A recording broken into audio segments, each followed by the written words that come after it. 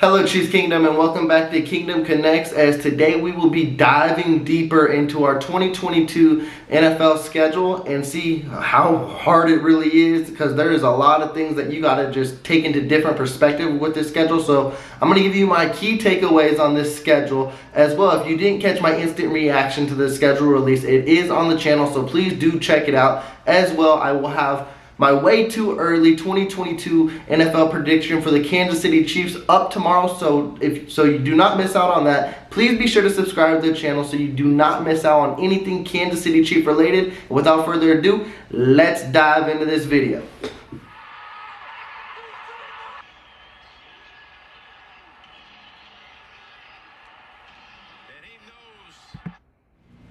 So in this video, I'm not going to give you my predictions quite yet. I might give you like a little glimpse on how I'm feeling towards a few things, but I'm going to give you just my top takeaways from this schedule. And honestly, like last year, if you thought it was hard, this year looks really difficult. And it seems like the schedule makers, like we knew the matchups we were going to have, but the way it was placed, it just seems like the schedule makers were tired of Kansas City's reign over the last 4 or 5 years, even 6 years of dominance over the AFC West.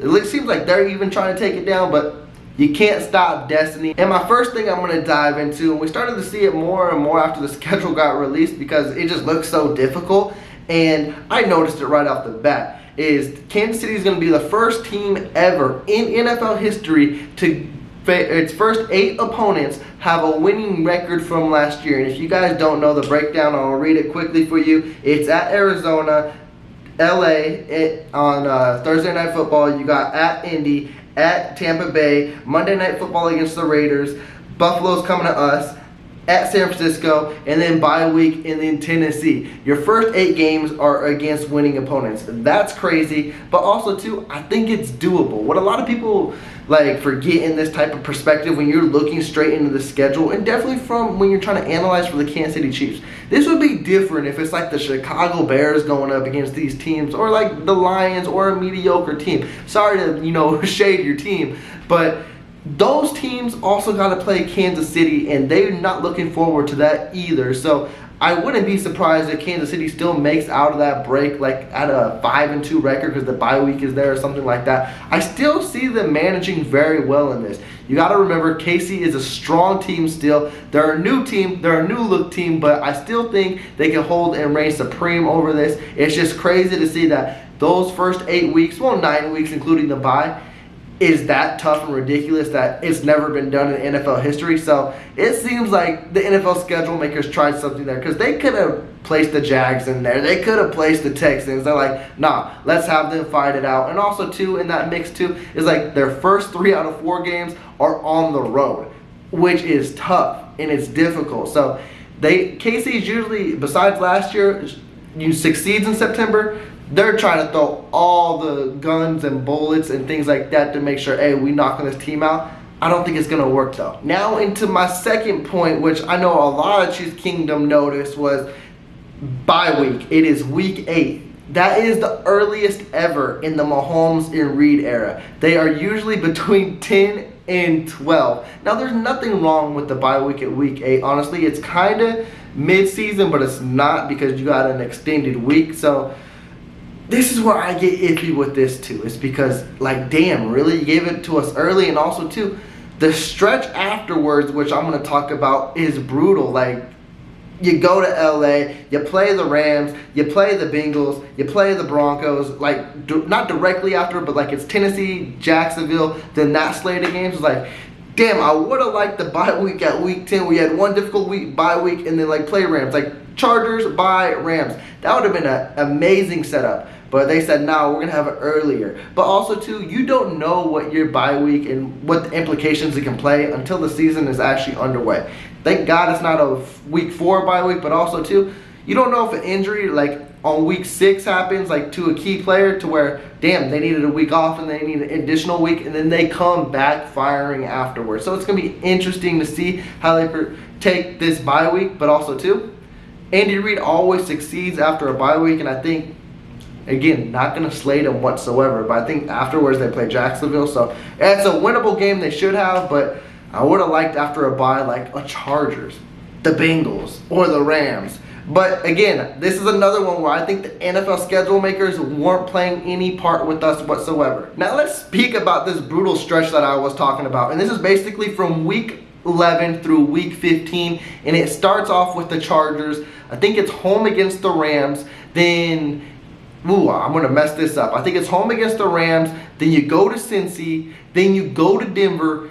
And then you go to Houston. That's 3 road games in a row. Also, too, you get 1 home game with the Rams, but then you're in LA. It's like, what the hell is this? Now, in prior years, the Chiefs don't seem to be struggling on the road, so that's good. But also, too, in late November, early December, that's not the kind of stretch I want to make. And also, too, usually KC has more of the home games in December, and I think it's like 2 for 2. So it's like, the schedule makers found a way to place the home games, like spread them out sporadically, because they don't have 3 home stretch like they do a 3 road stretch.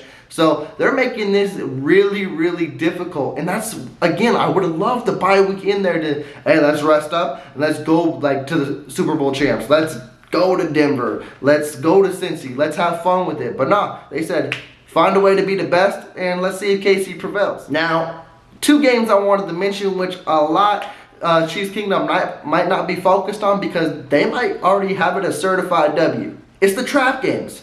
And it's going to be Jacksonville and the Houston Texans. We do not know what to make of these teams whatsoever. We do not know how KC is going to play next year whatsoever. We hope and we expect them to be firing on all cylinders.